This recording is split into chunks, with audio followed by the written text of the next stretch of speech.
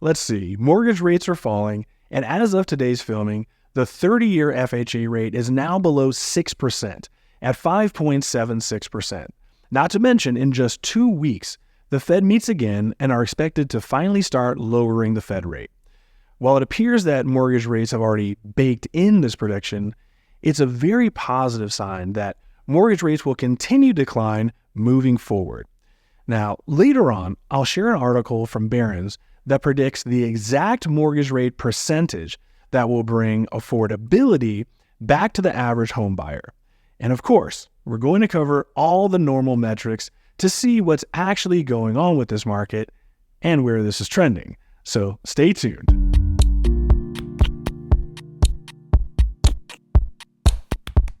Okay, first up, let's see what happened last month with sales. Last month, we sold 1,766 homes. This was a 2% increase from last August when we sold 1,736 homes. Now, while 2% isn't much, it certainly sounds like positive news. Until you look back at history and realize that since 2012, the average sales in Las Vegas for August is 2,653. So yeah, congratulations on beating last year's dismal sales, but condolences on being down 33% from the average. That's the part the news media isn't likely to explain. All right, now this is the part every month where I go, well, sales down dramatically. This must mean that the median price went down too, right? And then we cut to the screen showing that prices went up, and we all go, what? Well, for the first time in a long time, the market finally makes sense again.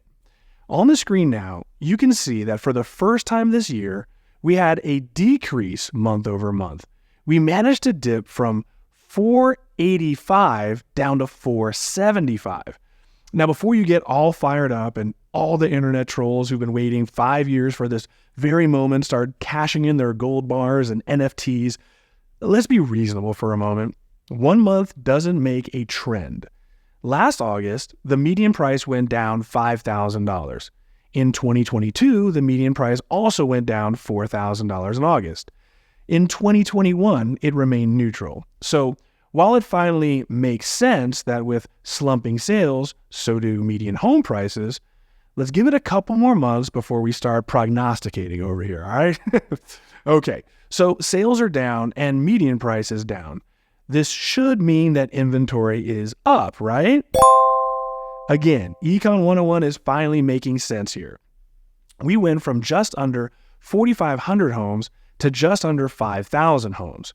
Now, more importantly, this marks 17 straight weeks of increasing inventory. There's no positive spin here, folks. That's just never good for the housing market. Now, the caveat is this. Last year, we had just over 3,500 homes, which is absurdly low. But in 2022, when the market was actually crashing, we had almost 8,000 homes on the market. Now, if you don't know what happened 2 years ago, well, when mortgage rates started increasing, we went from a record median price of $485,000 all the way down to $420,000 by year's end. We lost over 13% just from May till December. It was looking disastrous, and rates clearly kept rising. But in the span of about 18 months, we got right back to $485,000 just 2 months ago in July. So let's try and make some sense out of all this madness. Like I said earlier, 1 month doesn't make a trend. However, I also wouldn't be surprised one bit to see that the median price slides for at least 2 out of the next 4 months of this year. I can't recall a time with more variables than we have right now. First, we're all adjusting to the new way we purchase and sell homes.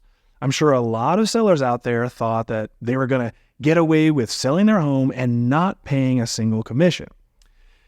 Now, in the end, while it's been a little awkward and uncomfortable having to discuss commissions with buyers, I've seen actually little to no effect occur.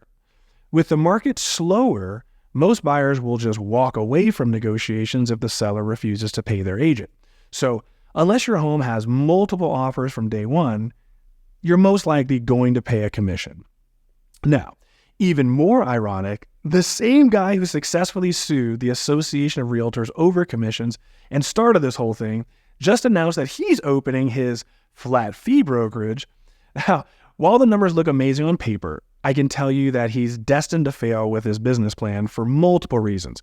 Primarily, that his numbers were so low, you can't actually run a brokerage with that kind of a profit margin. He also admitted that they were unable to get any outside funding because the business plan makes no fundamental sense to anyone with actual business acumen. Next, we have the election in just 2 months.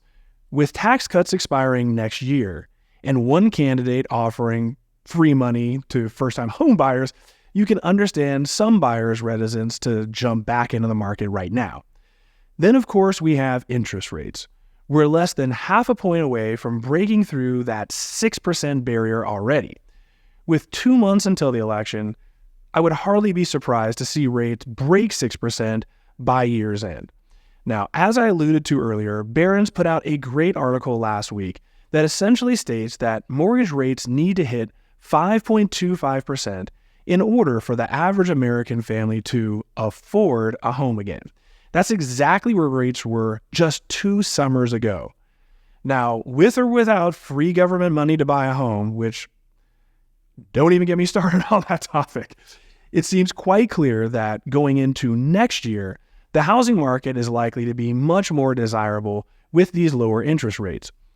So the question is, what do you do? Now, if you're looking to purchase, I don't see prices really increasing till at least February of next year. The holidays are always the best time of year to purchase. So for investors and especially weaker home buyers with low down payments and or lower price ranges, I would 100% take advantage of the next 4 months. The closer we get to the election and holidays, the more negotiating room you have. Now, if you're selling, it greatly depends. If you need to sell in the next 6 months, I'm saying price it right and get it over with soon. If you have time, I'd say wait until next spring when rates are lower, people on both sides of the political aisle calm down a little bit, and then time is now on your side instead of against it. Well, that's it for this month's video. I will say the next 2 home tours that are coming out are absolutely amazing, so stay tuned because you're not going to want to miss these. All right, as always, please like the video, be sure to subscribe, and share with your friends and family. Now, till next month, deuces.